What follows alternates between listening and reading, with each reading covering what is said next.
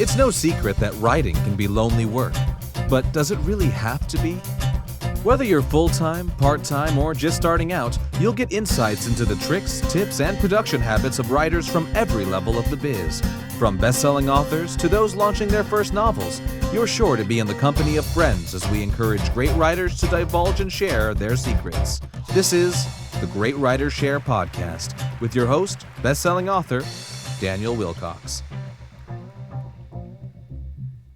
Hello and welcome to episode number 55 of the Great Writers Share podcast, where every week we hijack an hour or so of time from some of the kindest and hardest working writers around today to join us on the show and discuss everything that makes them tick, roar and bounce. Today's date is Monday the 28th of September as of recording, and I will jump straight in with my personal update. So in fiction news, I am about to dive into the work on the last section of When Winter Comes, which is my post-apocalyptic horror serial. I'm working on episode 6, and I reckon that it's probably going to clock in at around 30,000 words that I've got to get written over the next couple of weeks for a launch that will go ahead on November the 18th, I believe, I'll put that down for. I've mentioned this in previous episodes, but I'm excited to get that to the end to wrap it up, to look at the box set options and how I'm going to go ahead about marketing that. Looking at how to do the audiobook, because I've got an audiobook out for one of my fiction novels, but it's something that I'm still a bit relatively fresh into. So I want to play around a bit with Find Away Voices and try and see what they've got. I want to find a sweet narrator and really try and kick that off the ground, because this book's going to end up being about 180,000 words, give or take.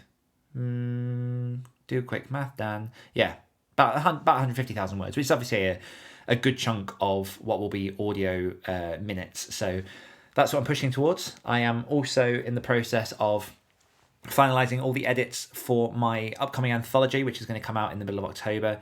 I've got 10 phenomenal authors involved. I've edited, I think, just under half the stories now, and I've got the rest to get through this week. But it's a really interesting experience, and I'm really, really enjoying actually working with these other writers, giving my feedback, letting them have their chance to sort of speak and open that up, and really just making it more of like a dialogue as opposed to just, putting down my law and saying what's going to happen. And I think it's a good vibe. I think everyone seems quite involved in being a part of the process, uplifting it, promoting it, and just getting excited around what's going to come out. And yeah, every part of me just wants to make sure I deliver and give them everything they hope for, as well as obviously a fantastic reader experience. So that's on its way. In non-fiction news, I am, I think this might be the first time I've actually officially mentioned anything about this in, I wouldn't say full depth, but I tease a lot of stuff because that's just what I do. But I am currently in the process of building a brand new website, which is going to be more of a site for services from myself. So I've got a site dedicated to my fiction, based around what I want readers to see of the things that I do. So it's got all my books on there, it's got some of my podcasts, it's got bits and pieces, but this is really going to be a site dedicated to helping authors. So I've got that upcoming, and I'm in the throes of building that, working out all of my products, what exactly I'm going to offer, and just a way to communicate that in an effective way, because I love doing shows like this. I love picking writers' brains. I love reaching out and helping other authors, and that's going to be one of the next steps in terms of my author career. So I'm building that, but I'll keep quiet at the minute what those services are going to be exactly. And the one other thing that I'll mention as well is that for people who check out the Next Level Authors podcast that I run with Sasha Black, I have recently just refreshed all of the artwork on that, and really, really proud of the results. Actually managed to get a really sleek looking podcast tile, all the podcast social media artworks and everything. It's the whole point of that podcast is to level up everything we do as part of the author business, and I really feel like the artwork helps actually level up where the show is going and where we want it to go. So we've got a lot of exciting things that we're working on in the background, and hopefully this artwork is one step into making that a lot more official and profesh. But on to this week's guest, who is a face and name that should be familiar. Faye Trask is one of the new co-hosts of the Great Writers Share podcast. She recently interviewed Ritu Batal in episode number 53. Nearly messed it up. Episode number 53. And Faye's a fantastic person to talk to. She's someone that I saw around the different Facebook groups, the different author communities, someone who's hustling to get it done. She's someone who's in the throes of writing her debut novel. So we go a lot into how she's approaching that, how she's finding the process of writing that first novel, where the creativity muscle came from for her. She's ex-military, so we talk a little bit about the lessons that she learned in the military. And we also talk a lot about learning and how you need to be humble in order to grow, and the places that she's gone in order to get her writing advice and step it up so that she can go from being a fledgling writer into a published author. And yeah, I think I've interviewed Holly in the past on this podcast. I've interviewed John in the past on this podcast. Who, for people just tuning in, those are our two other author co-hosts as well. And I thought it'd just be a fantastic chance to get Faye on the show, interview her, and just show everyone what she's about, so that when you listen to her next time, you understand a little bit more of who she is, where she's coming from, and why she's asking the kind of questions that she's asking. But before we get into the interview, I want to give a quick shout out to all of the wonderful patrons over at www.patreon.com/greatwritershare, where for as little as $1 a month, you can get access to a whole load of extra good stuff, including early ad-free access to episodes. You can ask guests questions on the show themselves. We've got our Slack group in which you've got an accountability and a sprint channel. The whole ethos of the Patreon is basically to provide value to you and to help you step up your author career. And I want to give a big shout out to a familiar name who is this week's latest patron, which is the wonderful Sasha Black. So thank you, Sasha, for supporting the show. And everyone who supports the show, it keeps the show going, keeps all the lights on, and basically just means that we can keep doing what we're doing. So thank you so much for that. And hopefully you're all getting a massive amount of value, which is always what we're after. But now, without any further ado, let's dive into the interview with the one and the only Miss Faye Trask.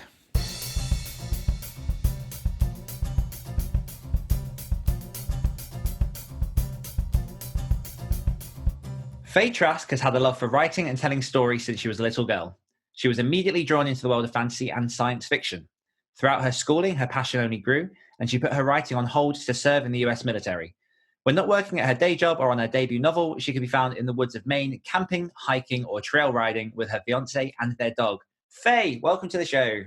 Thanks for having me. That's right. I say thank you for joining me on the show, but obviously that's a little bit different with this one because, as people should recognise, is that Faye is actually one of the new hosts of this show. So if anyone hasn't tuned into, I'm a bit jumbled on the timeline, but obviously your first episode just gone live as of recording this. So your first interview with Ritu Batal. Yes. But yeah, I mean, tell my listeners a little bit, or our listeners, I'm going to keep doing that for a while because I'm struggling to get out of that mindset. It's all good. I mean, it's only been like episode 50 was the big announcement, and then 53 was my episode. So it's still like fairly new. It's coming up to a month. Although, to be fair, I haven't really recorded any interviews since that happened. So, it'll take some getting used to. It's strange. But yeah, tell our listeners a little bit about you and how you got into the world of writing. Well, back in, I guess, elementary school, my mom kind of always saw that when English class came around, my focus was gone. So they thought I was going to be really bad at reading and writing, when it was that I had so many stories and my imagination was so active, they had to put me in a special English class. And I did that, and then that proceeded all the way up through high school. And my English teacher in high school was like, yeah, so we're not doing English. You just write short stories and then we'll figure it out from there. Like, I'll work around you. And I'm like, all right. I actually had to teach one of my senior English classes because the rest of my class didn't understand Hamlet and Romeo and Juliet. Like, they couldn't make the connections. And I was the only one in class besides the teacher that's like, are you kidding me? And like, how old were you then? 15, 16. Nice. And my teacher's like, yeah, go for it. Explain it to him. I'm like drawing on the chalkboard. I'm like, this person and this. So I've always loved storytelling. Always loved just stories in general. And I hate that our society's kind of gotten away from that. Yeah, I mean, I think if you go down the traditional route of education and stuff, I think there is an element of pushing people out of the arts a bit. But then you could also argue that with the ascension of like Netflix and all the different TV shows and Kindles and all the kind of boom in entertainment, there is a big overwhelm for demand right now, and maybe not so many people to fill that demand. Where do you think that imaginative sort of splurge of creativity came to you from? What was there anything sort of early on that you think, oh, this is what has fed me? I think it's just, how children have such active imaginations that mine was never, okay, don't do that. It's, yeah, you think this stick is a sword, go for it. And I owe a lot of credit to my parents because me growing up, my dad was always watching Battlestar Galactica and sci-fi shows like that. And my mom is more normal. She watches the romance, and I'm like, I'm out. But yeah, I hate seeing kids that have active imaginations and imaginary friends and their parents or whoever being like, no, that's not real. It's like, it's real to them, and that's all that matters. Yeah, there's I mean, not long before recording this episode, I was playing a bit of Lego with my son, and he's very imaginative, and I do a lot to try and obviously stoke his creativity. Being a writer, Dad, and but he was following his Lego instructions, and there was a particular piece that he just couldn't find, which meant that was like the stalling point of creating this anglerfish out of Lego. So I, being, resourceful, as I probably am, removed one bit, added a bigger bit that would cover both of those pieces where it needs to be, to find a workaround. And his response was immediately, no, we can't do that because it's got holes in and the other one doesn't. So I had to have that moment where I was like, no, it's fine. Like, you can work around as long as it fixes, as long as it works and becomes what you want it to be. That's fine. Yes. But yeah, and then obviously, like you say, you were quite creative early on. You did all this English stuff and absolutely smacked Shakespeare in the face. And as we said in the intro, you then went on and went into the US military. So what was the transition for you going from sort of where you were into the military? Well, straight out of high school, my parents were like, you have to go to college. You have to go to college. And I wasn't ready. So when I did go to college, I essentially dropped out because I played a semester's worth of World of Warcraft and didn't go to class. Yes. So I got kicked out of school, and I'm like, okay. And I was working, I think, 3 jobs at one point. I was just bouncing around. I had completely stopped writing because I'm like, I'm not in high school anymore. I don't have to do anything. And like, I ended up going to Israel and living there for a few months. And then I finally came back, and one of my friends who I had known for years showed up at my house at 6:00 in the morning. And he's like, you're coming with me. And I'm like, okay. And we went to the Navy recruiting office, and he sat there and was talking to the recruiter. And I just sat there going, you didn't even buy me fucking coffee. So then I ended up talking to the recruiter, and it's like subliminal messaging because my entire life, my dad would tell me about his Navy and military experience and all that. I'm just like, well, is this true? And by the time I left at noon, I was signed up, and I just looked at my friend. I'm like, I hate you. I mean, that's a story in itself, right there. Just someone coming and accosting you at your doorway and just slapping you into the Navy. He was notorious for that. He'd just show up at my house random times. Like, what? Yeah. And I'm going to assume that during your time through the military, I mean, I've never served, so I'm clueless to this, but was there much room for creativity while you're out and doing what you were doing? No. The United States military does a very good job of basically erasing your brain. No, the whole point of boot camp is to break you down and then mold you into what they want you to be. I didn't really get my writing inspiration back until recently, because you just are constantly doing something. And my downtime when I was in was always World of Warcraft or PlayStation games or something like that. It was something mind numbing. Like, I didn't even read because all the stuff you have to deal with, you're just like, I'm done. No. I also ate a lot of Taco Bell. Like, I couldn't process anything. But getting out was the big turning point, which I kind of dashed it into my book because I feel like it's vital. There's a moment, or not a moment, but like a time period when a lot of people leave the service, whether it's retirement or they just get out because they're done, that they sit and they have to go through almost an existential crisis of, what do I do? Am I still important?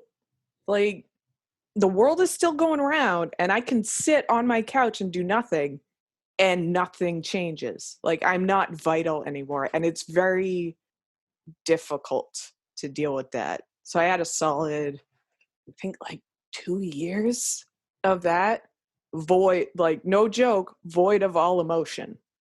And it was very scary and bizarre for me because nobody else kind of picked up on that because I was too good. But now I'm good. Now I'm fine. Yeah. No, I think there are quite a few professions that do that. And like you say, that definitely the services is one of them. I mean, being drilled with your mindset that this is everything you have to focus on, and then suddenly coming out of that world and not having, for want of a better word, that power, that responsibility that you used to have. I mean, I was literally talking to a friend last week who worked in, I don't know what the equivalent in America would be, but in Britain, it's Butlins with all the red coats. It's all the holiday sort of dancing parades and stuff where you go to a holiday camp and they do that. And he has had something very, very similar. I mean, obviously not to compare the careers in any way because they're both totally polar opposites, but I think that environment of being so submersed in what you think you are and rising through the ranks of this bubble of career and then coming out of that, and he definitely had sort of a period afterwards where he had no clue what to do because everything changed. Everything that you thought is different, and like you say, the world keeps spinning. And it's kind of this that I wanted to get to because, like you say, you are now working through your debut novel. You are now a writer who is part of the Great Writers Share hosting team. You're in with all the forums, you're in with all the communities. What was it that sparked that joy back for you again and brought you into the writing world? Because I think it'll be quite relatable to a lot of people who potentially are wondering what their purpose is, or they're sort of wondering whether or not to get into writing. What was it that brought you to the dark side? So it's actually very specific, and I remember the exact road, the exact day, roughly, like the exact situation, because once I did get out of the military, I'm like, you know what, I'm going to try the college thing again. So I was going to school 45 minutes away from my house, taking back roads, which, if anyone has never been to Maine, a back road is the best place that you could just clear your head. So my first year back to school in autumn, as it is now, I was coming back at, I want to say like 8:00 at night because I had a night class, and it had just rained, and I was going down this one back road, and the only sentence that could keep repeating in my mind was that the pavement flowed out like a black river into the night. And I'm like, God damn. So for like a week straight, that just kept playing and playing. And then all of a sudden I pictured this Bronco like charging down these winding, twisting back roads in urgency to get somewhere, coffee cups on the floor. And I'm like, I got to write something down before I go crazy. And then I got pulled over. Nice. So it's literally a strike of inspiration that sort of brought you back to the page. And then what did you do with that story? Did you finish it? Was it just a case of, scribbling those notes down? That line has twisted and become what I'm working on now. Nice. And the funniest part is that line is nowhere in the book. Which is usually the case. You normally get a killer first line to start your book and you're like, yes, this is where it's going. And at the end, it changes like 10 times. Yes. So you started scribbling this story. Again, obviously there'll be people out there that, they sort of dabble in writing. They write bits and pieces, whether it's pencil, whether it's keyboard, on your phone, however you want to write. But at a certain point, you begin to get to a point in which you believe you can turn it into a novel, which I think is one of, someone having gone through that, I think that's probably the hardest transition point and something that is the most powerful if you can manage it. You are approaching, if I'm remembering right, you're approaching the end of your first draft of this novel, which is super exciting, by the way. I'm like excited and nervous on that. Yeah, and by the way, if anyone can hear the ice cream van, that's what that noise is outside. I don't know if it's coming through the microphone. What are you doing? Go get ice cream. I don't want an ice cream. I'm on a diet. Stop it. But yeah, obviously there's a difference between scribbling down a couple of notes or, just writing a few bits on a piece of paper and, I'm going to finish this novel and go down the journey that you're going. So what was it that got you to the point where you were convinced that you were going to turn this into a novel? Well, I'm so glad you asked. I have to do the absolute biggest shout out to Jenna Moresi. Like the biggest thank you for her channel, because I wrote whatever was in my head and then I was looking at it. I'm like, well, and Neil Gaiman, his masterclass was like, he said, what happens next?